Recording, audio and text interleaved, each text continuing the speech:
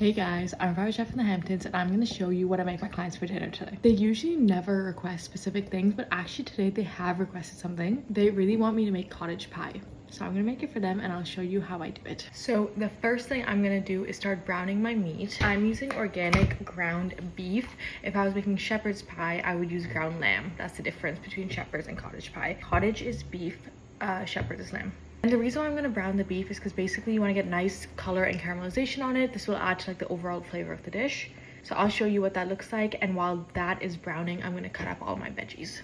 Now, in an ideal world, I searched for it, I couldn't find it. I really wanted to use guanciale, which is the jowl or the cheek of pig. It's a cut of meat from pork. And I wanted to cut it up and caramelize it and then cook everything in that fat, which would have been so good, so good.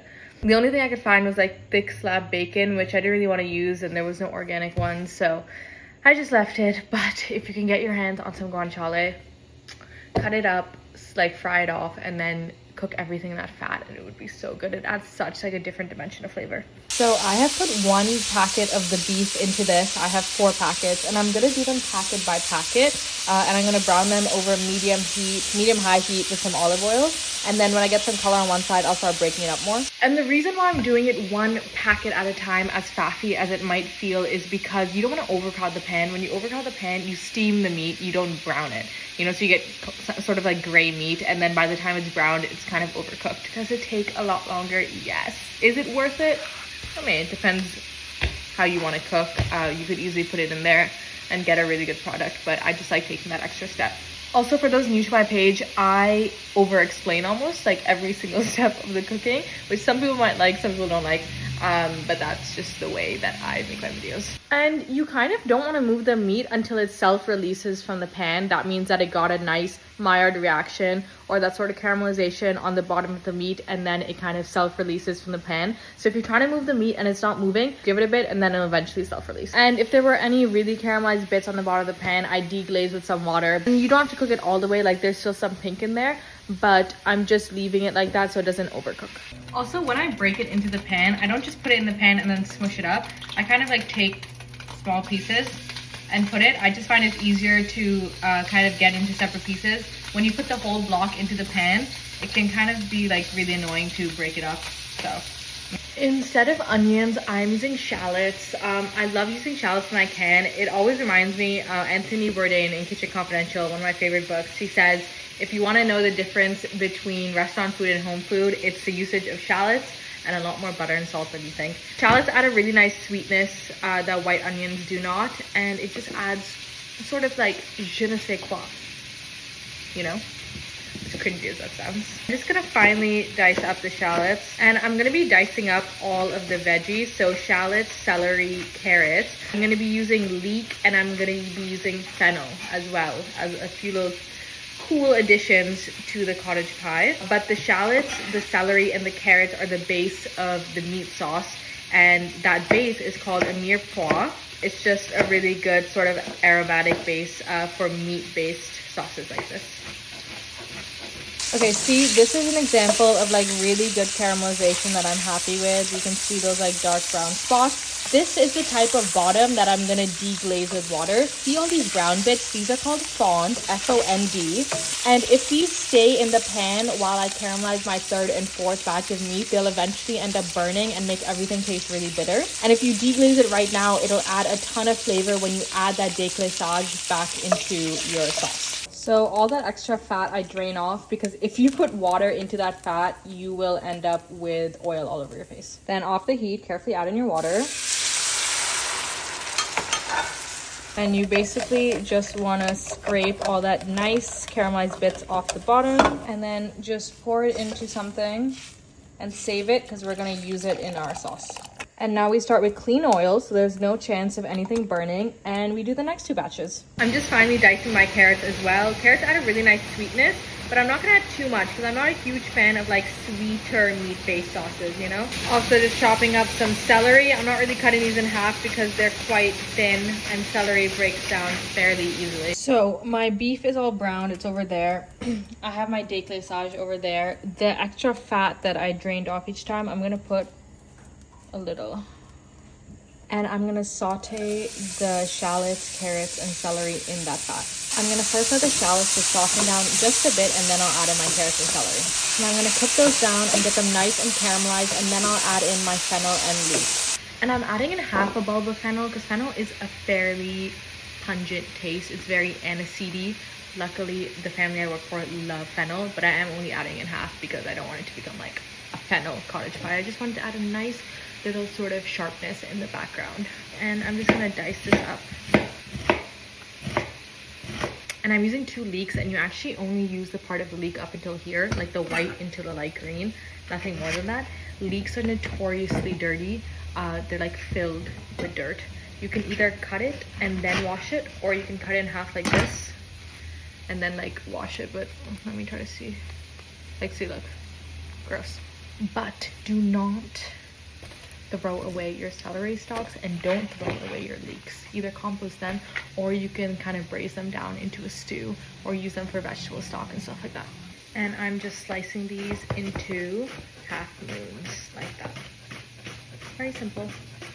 And now that there's some good caramelization on these, I'm gonna add in the leek and fennel and cook those down along with some crushed garlic cloves. I have peeled my potatoes. This is about 4 pounds. And I'm just gonna cut it into pieces about this big, and I'm going to cover them with cold water and a lot of salt. And basically the reason why you cover it with cold water as opposed to, you know, boiling it in already boiled water is because the water and the potatoes come up to temperature together, which means you get evenly cooked potatoes and you don't get like a really cooked outside and a kind of raw inside. The reason why you need to salt heavily is because you need the potatoes to be seasoned. That's basically it. Okay, so my veggies are cooked down, and there's a lot of nice caramelization down at the bottom. This might be kind of controversial. Usually people use tomato paste to kind of create a depth of flavor. I really like ketchup.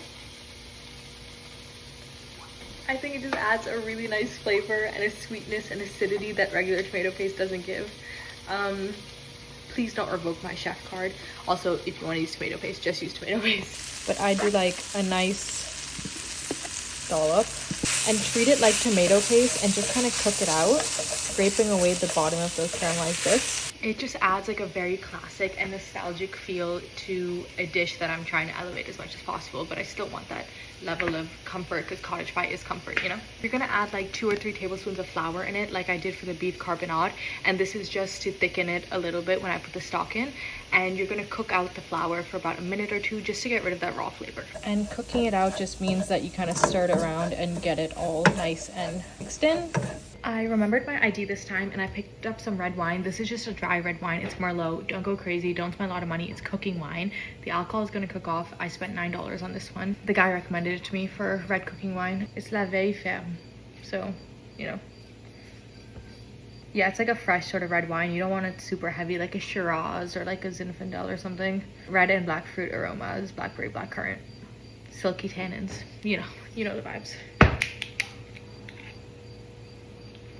Yeah, it smells really good actually. I actually don't love red wine, but like I don't mind a light one.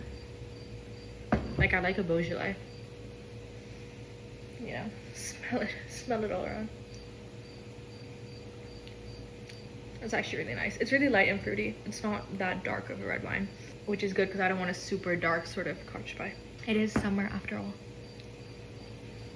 Okay, so I'm gonna add my wine in. And you basically want to scrape the bottom and get it, you know, all combined. And I'm going to turn up the heat, and you want to simmer this until the alcohol smell is gone. I would taste it right now, and then you can taste at the end, and you can see when there's no alcohol, and you can taste when there's no alcohol, and you can smell it. Just let this simmer off, and you want to reduce it by about 50%. While that is simmering, I'm going to make my heavy cream mixture for the mashed potatoes. I love garlic mashed potatoes. I'm also going to put an egg and some cheddar cheese into these mashed potatoes.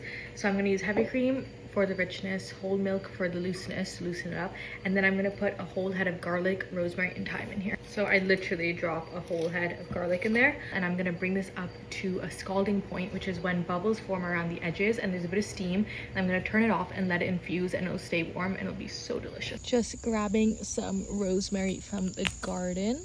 how gorgeous. You can see how thick it's become just from that flour, you know, so it's become really thick. I'm gonna obviously put beef stock into this, my rosemary, bay leaves. I'm gonna add the meat back into the skillet. I'm gonna let it simmer, and then I'm gonna put it in the oven. So that is what scalding point means. There's bubbles and you can't really see it, but there's steam. So I'm gonna turn the heat off and let it infuse. So I can't really smell or taste the alcohol anymore, so I'm gonna go in with beef stock, and this is really gonna nicely loosen it and make it like a sauce. I'm adding in my rosemary, and I'll add in bay leaves. I've added my beef back in, and I'm gonna add my déglissage. But always important when you're adding stuff like this in is just give it a quick taste. It's not gonna taste good, but just to make sure it's not bitter and that it just tastes like meat, which this just tastes like meat, which is great. It added a great layer of flavor. And see this, you know, top layer of fat? I'm gonna skim that off so that it doesn't get too greasy. So I'm just adding that in, and I'm gonna let this simmer until it thickens. You wanna make sure you steam dry your potatoes so that your mashed potatoes are fluffy and not soggy. And this is how cooked they should be, fork tender. I have my mashed potatoes here, getting a nice steam facial. It's my boiled potatoes, just like that. I'm adding in my butter, and you need to be doing all of this when it's hot so that the butter and the milk and heavy cream emulsify and things like that. My potatoes are very well seasoned, which is due to the salt I put in at the beginning. Always make sure you taste your potatoes before you put in extra salt, because chances are if you season them properly, they'll be salty enough.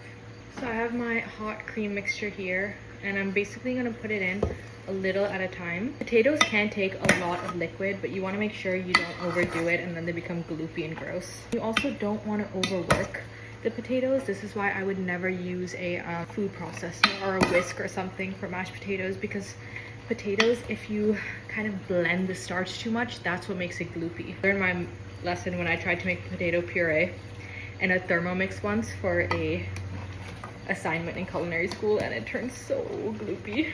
I like barely saved it. This is the consistency you want in the beef. You don't want it to be too thin, but also not too thick, because it'll continue to thicken in the oven. I mixed some shredded sharp cheddar into the mashed potatoes and then put it on top of the meat, and then added some more shredded cheddar right on top. Okay, these are going in the oven until golden brown and bubbly at 375 Fahrenheit. Guys, I'm heartbroken right now.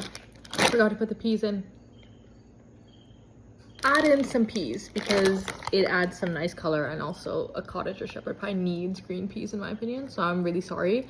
I feel like if I don't say this, I'll get some comments being like, where are the peas? Okay, it is bubbly and golden. I'm gonna turn the broiler setting on just so that it can get golden brown. When I tell you guys, you turn the broil setting on, you do not walk away, okay? That shit will burn so fast. I've done it so many times, so just keep a close eye on it. It'll be like 1 to 2 minutes. And these are the cottage pies out of the oven. They honestly smelled insane. I'd also mixed some chopped chives into the actual mashed potatoes, and then I made a big green salad. And of course, a LaCroix to end the night. These always taste so good after cooking.